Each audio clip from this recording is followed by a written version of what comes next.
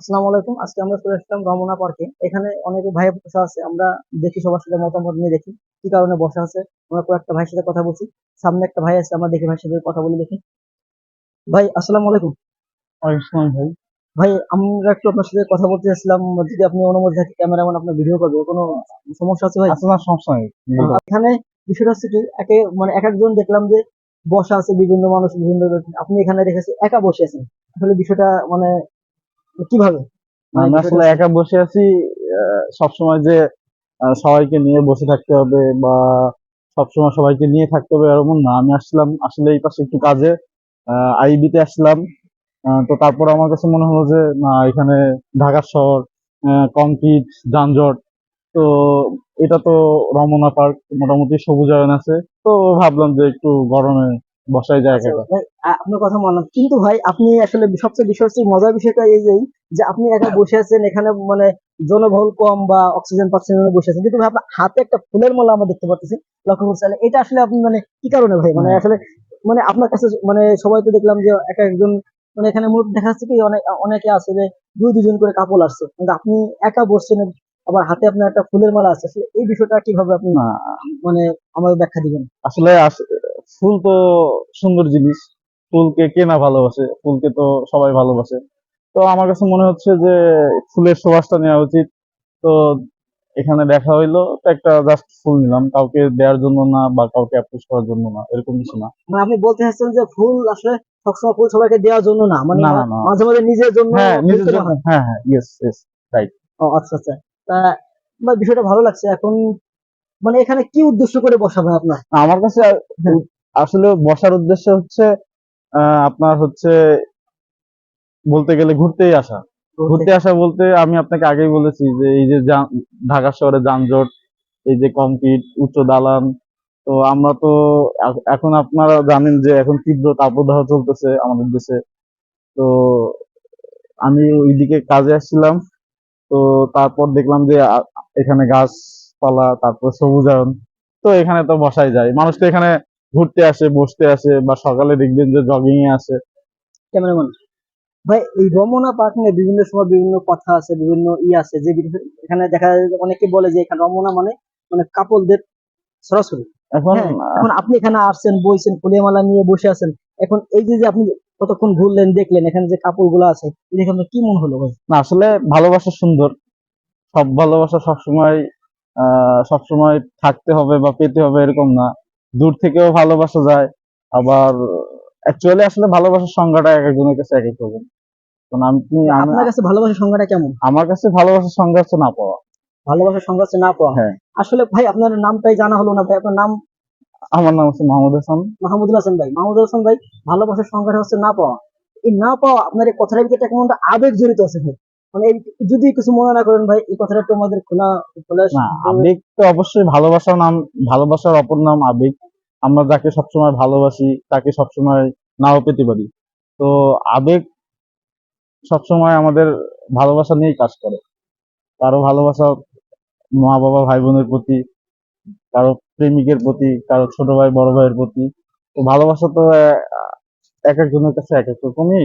তো ভালোবাসা আসলেই, না, ভালোবাসা সুন্দর। ভালোবাসা সুন্দর, কিন্তু ভালোবাসা সুন্দর আমরা সবাই জানি, কিন্তু আপনি একটা কথা বলছেন মাহমুদুল ভাই, এটা বলছেন কি ভালোবাসা হচ্ছে না পাওয়া। হ্যাঁ, না পাওয়া এই কথার ভিতরে কেমন একটা আবেগ জড়িত আছে, মানে আমি এটা ব্যাখ্যা চাচ্ছিলাম ভাই। আসলে না পাওয়া মানে, আমি বলতে চাচ্ছি না পাওয়া মানে তো না পাওয়াই, যেটা চলে গেছে, যেটা শেষ হয়ে যায় সেটাকে বোঝাচ্ছি। আচ্ছা আচ্ছা। অনেকে তো ভালোবাসা এমন হচ্ছে, অনেকে তো পেয়েছে, হ্যাঁ, তাদের বিষয়ে আপনি কি বলবেন? হ্যাঁ, তারা যারা পেয়েছে তারা অবশ্যই সুখী।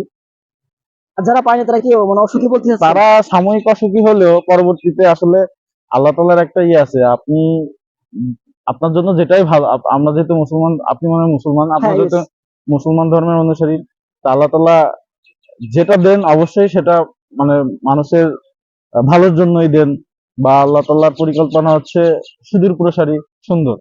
তো আল্লাহ তাআলা যেটা আসলে মানে যার যার কপালে যেটা রাখছে বা রিজিকে যেটা রাখছে ওটা হবেই। মানে অ্যাকচুয়ালি আপনি বলতে চাচ্ছেন যে ভাই আমরা মানে মাহমুদুল হাসান ভাইয়ের কথাটা আমরা খোলাসাভাবে বলতে চাই, সেটা হচ্ছে মাহমুদুল হাসান ভাই বলতেছে যে ভালোবাসা না পাওয়া, না পাওয়া, না পাওয়া কিছু। আবার উনি আরেকটা সংজ্ঞা দিয়েছে, সেটা হচ্ছে যে ভালোবাসা তো পেতেও পারে।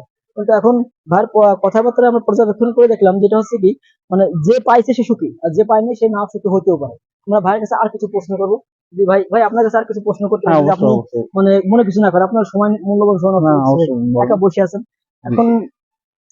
সেটা হচ্ছে কি যে ভাই, যে আপনার কথাটা ঠিক আছে, কিন্তু দর্শকের মানে দর্শক যারা আপনার এই ভিডিওটা দেখবে, দেখার পরে তারপর আবার ভালোবাসা নিয়ে বিভিন্ন মত তৈরি হবে। আপনি বললেন যে না পাওয়াটা ভালোবাসা। প্রথম একটা কথা বলছেন, সেটা বলছেন যে ভালোবাসা না পাওয়া, হ্যাঁ, না পাওয়াকে ভালোবাসা আপনি বলছেন। আর বলছেন যারা পেয়েছে তারা, তাদের বলছেন যে তারা সার্থক। এখন যারা পায়নি তাদের সম্পর্কে আপনি কি বলতে চান? আসলে ভালোবাসা পেলেই যে সার্থক হবে এমন না। অনেকে আছে যে আপনার যে প্রেম করে বিয়ে করছে, প্রেম এরপর করে মানে রিলেশন ছিল হ্যাঁ বলে বলছেন, রিলেশন আচ্ছা ছিল, আচ্ছা। বিয়ে করছে, পরবর্তী জীবনে তারা সুখে আছে, অনেকেই তো আবার মানে অসুখী আছে। আচ্ছা আচ্ছা। তারপরে তাদেরও পরবর্তীতে ডিভোর্সে গেছে। আমার সমাজে অহরহ ঘটনা ঘটতেছে। মাহমুদুল ভাই, আপনার কাছে হচ্ছে একটা কথা জিজ্ঞেস করি আপনার কাছে, আপনার লাইফে কি এমন কেউ আসছে যে আসলে আপনার জীবনটাকে মানে মানে মনে হয় না যে ভালোবাসা মানুষের জীবনে আসে, রং লাগে, এরকম কোনো কিছু আপনার লাইফে কি ঘটছে কিনা আসলে আমরা জানতে চাই, যদি আপনি বলেন সেটা আপনার একান্ত ব্যক্তিগত ব্যাপার। Personal matter. তবে আমি আমার ব্যক্তিগত লাইফ থেকে যেটা বলবো, আহ, সেটা হচ্ছে সবকিছু বাদ দিয়ে আসলে শুধু এক নারীর পিছনে ছোটা, এটা আসলে বড় ধরনের বোকামি। বোকামি। আসলে পুরুষ মানুষের হচ্ছে ক্যারিয়ার ঠিক রাখতে হবে, ফ্যামিলি পরিচালনা করতে হবে, সবকিছু কম্বিনেশন করেই আসলে চলা উচিত। শুধু আবেগে পড়ে ভালোবাসা, তারপরে হচ্ছে কষ্ট পাওয়া। আচ্ছা মাহমুদুল ভাই, এই আবেগটাকে আপনি কিভাবে দেখছেন? আবেগটা মূলত এই যে যে বয়সটা, মানে পুরুষদের বয়স বা মেয়েদের যে এজটা, এজটা কখন একটা আসলে আবেগ কাজ করে একটা ছেলে? আসলে আমরা জানি যে টিনেজার আপনার হচ্ছে 13 থেকে 19, হ্যাঁ আচ্ছা আচ্ছা। আপনার 13 থেকে 19 বছরের ছেলে মেয়েদের আসলে আহ, এদের বয়সটা আসলে প্রচুর ভয়ানক বয়স। কারণ এরা হুটহাট যেটা মন চায় সেটা করে। এদের ভিতরে আসলে মানে যে মানে প্রকৃত যে কাজগুলো করতে হবে, যে না আমার এটা করা উচিত বা পড়াশোনা করা উচিত বা এটাতে ফোকাস দেওয়া উচিত, তো ওদের ভিতরে এইটা আসলে সবসময় কাজ করে না। তো নিউরো সায়েন্সে একটা কথা আছে যে আপনার মানে বিশেষ করে টিনেজারদের বিষয়ে একটা আর্টিকেল আছে যে আপনার এই ভয়ানক বয়সে হুটহাট সিদ্ধান্ত নিয়ে ফেলে। আচ্ছা আচ্ছা। হুটহাট সিদ্ধান্ত, শুধু হুটহাট সিদ্ধান্ত নিয়ে ওরা এমনকি মৃত্যুর মতো ভয়ানক জিনিসকে ওরা করতে মানে করে ফেলে, কাবু করে ফেলে, যে হুটহাট করে যে না আমি এটা পাই নাই, আমি এই জন্য মরে যাচ্ছি, এই সিদ্ধান্ত নিতে বাধ্য হয়। ভালোবাসার এমন একটা বিষয় আপনি যেটা বলতে চাচ্ছেন, এটা তো টিনেজ বয়স যেটা হ্যাঁ বলতেছেন আর হ্যাঁ কি। হ্যাঁ। আচ্ছা, এখন এখন ভাই মাহমুদুল হাসান ভাই, আপনাকে আরেকটা কথা বলি, সেটা হচ্ছে ভাই, আপনি এখন কোন বয়সে আছেন ভাই? আপনি আমি এখন কোন বয়স আমার বয়সে আছেন? আসলে আমার তো আমরা আসলে মানে আমি যদি বলি আমার টিনেজার অনেক আগেই শেষ হয়ে গেছে। আমরা এখন বলতে গেলে ফুল মেন্টাল বা হচ্ছে মানসিক যে ইয়াটা থাকে, ভারসাম্য ওই স্টেজেই আছে। স্টেজে আছেন, আচ্ছা আচ্ছা। আচ্ছা ভাই ভাই, আমরা কথা রমনা পার্কে আসলাম, বিভিন্ন ভাইয়ের সাথে কথা বললাম, আমরা মাহমুদ হাসান ভাইয়ের সাথে কথা বললাম, তার সাথে সাক্ষাৎকার নিলাম, তার বিভিন্ন আহ, কথা বললাম, এবং তার কথার প্রেক্ষাপটটা বোঝাচ্ছিল যে ভালোবাসা এখন, ভালোবাসা তার হচ্ছে, সে বলছে যে যখন একটা ছেলের বয়স 19 থেকে 30 এর কাছাকাছি, 13 থেকে 19। 13 থেকে 19 এর কাছাকাছি, তখন সে ছেলেটা যে কোনো সিদ্ধান্ত নিতে পারে, তো ভালোবাসা আবেগে আপ্লুত হয়ে। তো সে এটা বলতেছে যে এই সময় যে সিদ্ধান্তটা ভেবেচিন্তে নেওয়া উচিত। আর যখন বয়সটা একটু আপ হয়ে যায়, তখন তার ভিতরে একটু ব্যক্তিত্ব আসে, তখন সে আবেগের প্রবণতা করে কোনো সিদ্ধান্ত নেয় না। যাক, ভাইয়ের সাথে কথা বলে আমার খুব ভালো লাগলো ভাই, সময় দিলেন মাহমুদুল হাসান ভাই।